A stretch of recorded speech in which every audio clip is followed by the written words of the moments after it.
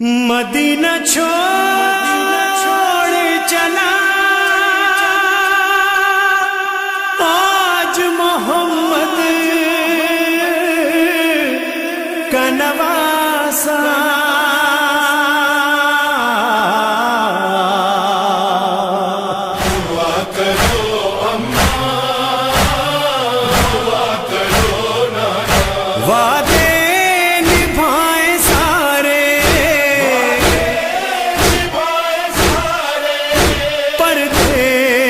جانے والے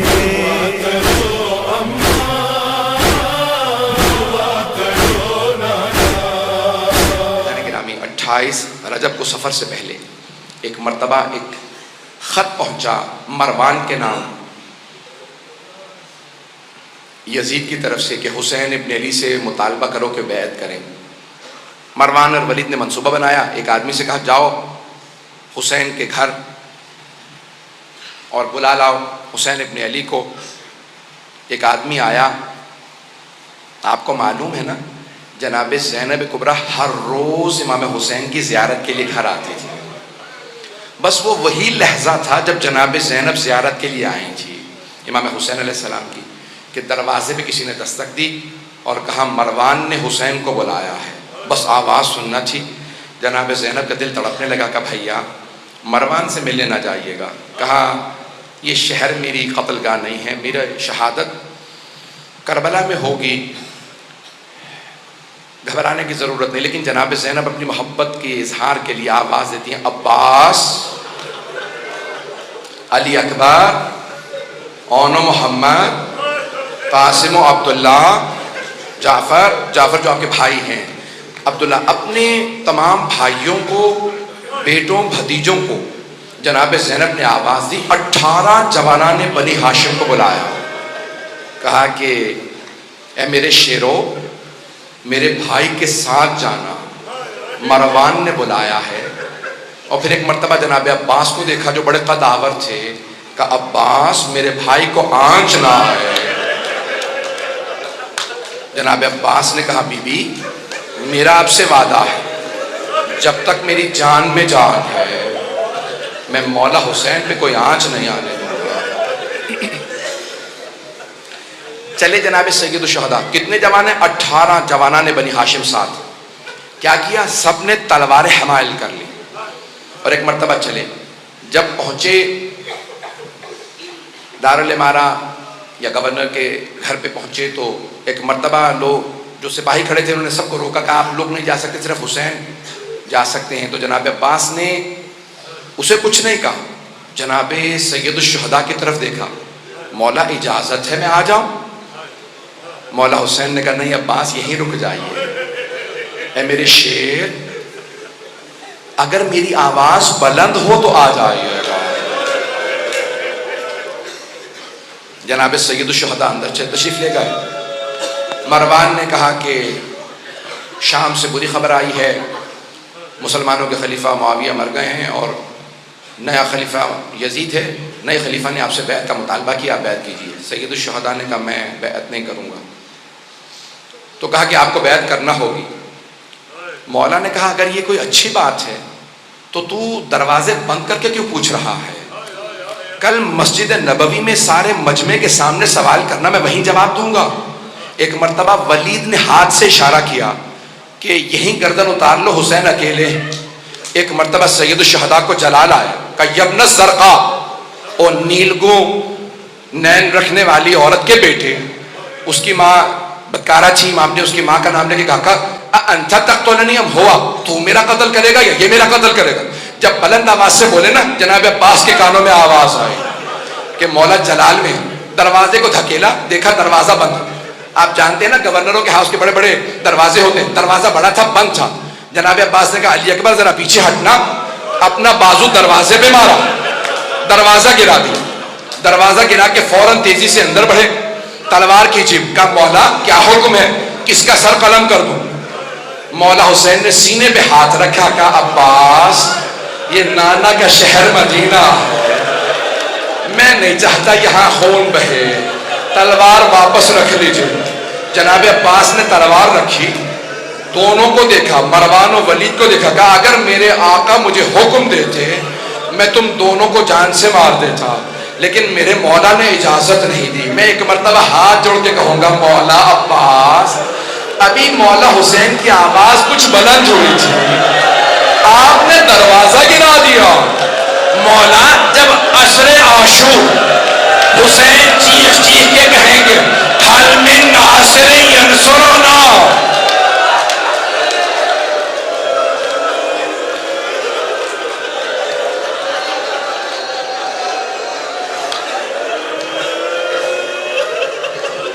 جب عصر میں آواز بلند ہوگی، اے غازی عباس اس وقت کیا کیجئے گا؟ بعض مورخین نے، بعض مقتل نویسوں نے یہ جملہ لکھا ہے، جب امام حسین نے کہا نا حل من ناصر ینصرنا، تو فرات کے کنارے ایک لاشا تڑپنے لگا۔ اجرکم اللہ، اجرکم اللہ۔ بس بھائی میں بھی پڑھوں گا۔ ایک مرتبہ جناب سید الشہداء واپس آئے، گھر میں واپس آنے کے بعد ایک مرتبہ ایک فہرست بنائی، کہا عباس میں نے فہرست میں نام لکھ دیے کون کون ساتھ جائے گا، عباس سب مردوں کو بتا دو کون کون ساتھ جائے گا، مستورات کو میں بتاؤں گا۔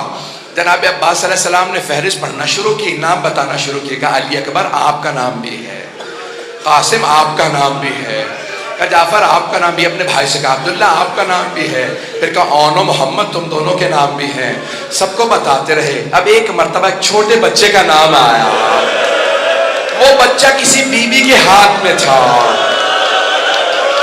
علماء نام بتاتے ہیں فاطمہ صغریٰ، آپ جانتے ہیں بچوں کو بتایا نہیں جا سکتا کہ آپ کا نام بھی ہے، تو جانتے ہیں جناب عباس نے کیا کیا؟ آئے جناب فاطمہ صغریٰ کے پاس، کہا بی بی اس بچے کا نام بھی ہے، اس بچے کا نام بھی ہے، یہ بھی کربلا ساتھ جائے گا۔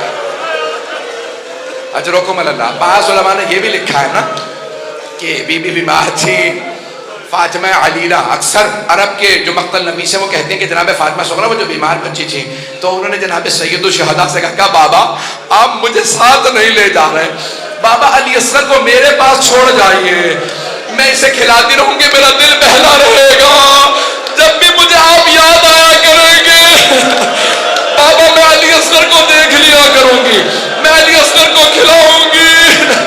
اب جناب سید الشہداء نے جناب فاطمہ صغریٰ سے کچھ نہیں کہا، جناب علی اصغر کو آغوش میں لیا، کان میں کچھ کہا،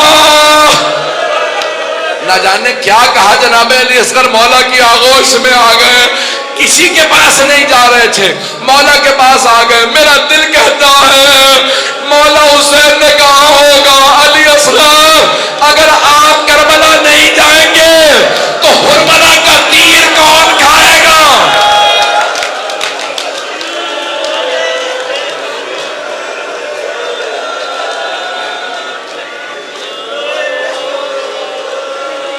بس بھئی کوئی رونے میں بخل نہ کرے، پہلی شب ہے نا، جناب سیدہ کو پرسہ دیجئے گا، بی بی آپ کی بیٹیوں کا، آپ کی آل کا اس طرح سے شہید ہونا، ایسے اسیر ہونا، ہم آپ کو پرسہ دینے آئے ہیں، ہر آدمی نیت کر کے آئے میں بی بی کو پرسہ دینے جا رہا، اجرکم اللہ۔ بس بھئی مولا حسین نے فہرست دی اور خود چلے گئے اپنے نانا سے ودا کرنے کے لیے۔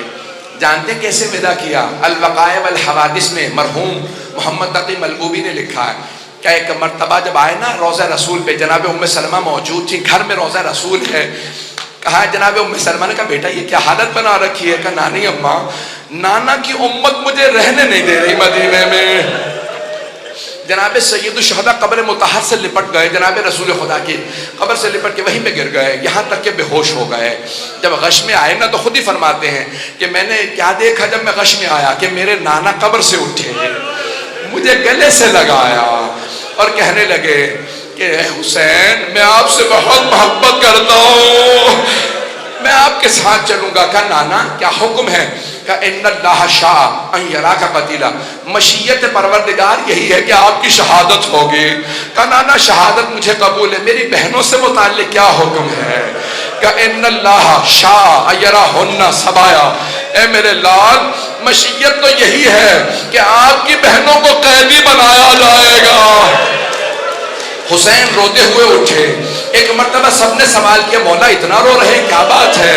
کہ میرے نانا نے کہا کہ مشیت یہی ہے میری شہادت ہوگی. کہ شہادت میں رو رہے ہیں؟ کہا نہیں، رو اس بات میں رہا ہوں میری بہنوں کو قیدی بنایا جائے گا.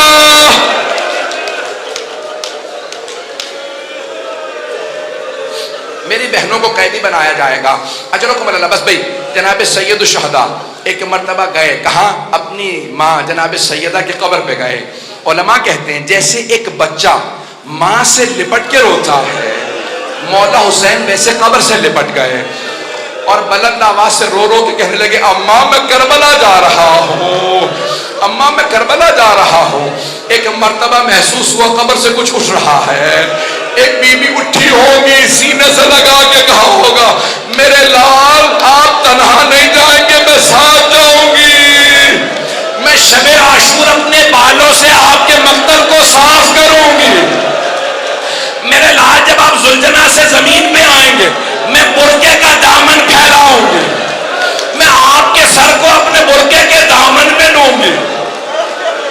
میرے لال میں کربلا ساتھ جاؤں گی. اٹھے جناب سید الشہداء. بس بھائی 2 سے 4 منٹ 5 منٹ کی زحمت اور دوں گا.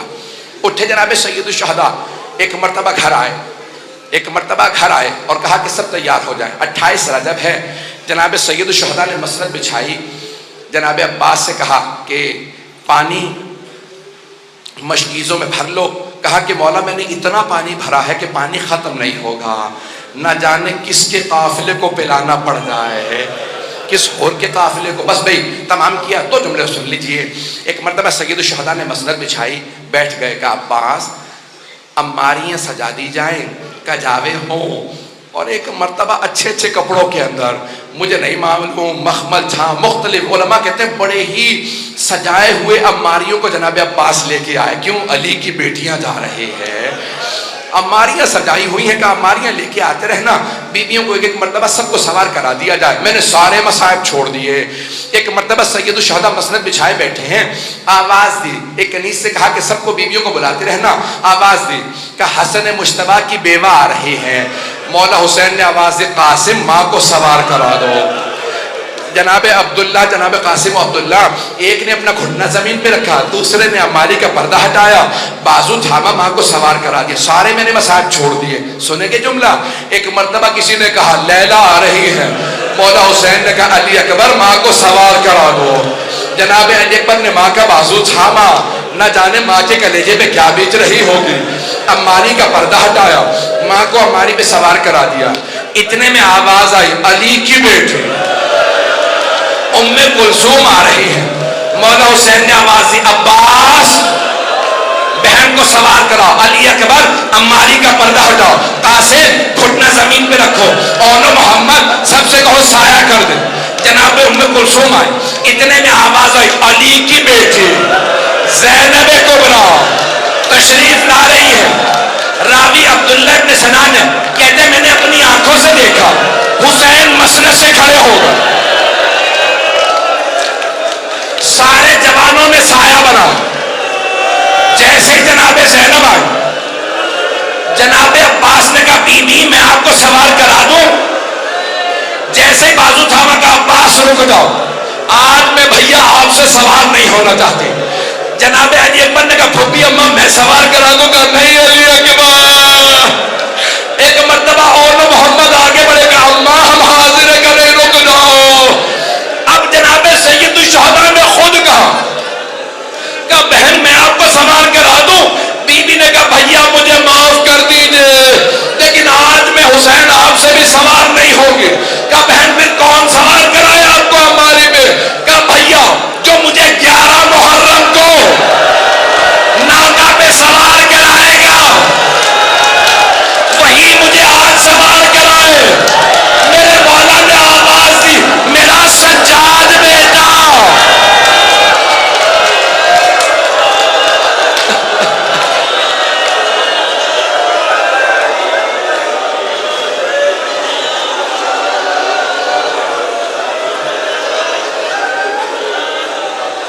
الا لعنت اللہ علی القوم الظالمین.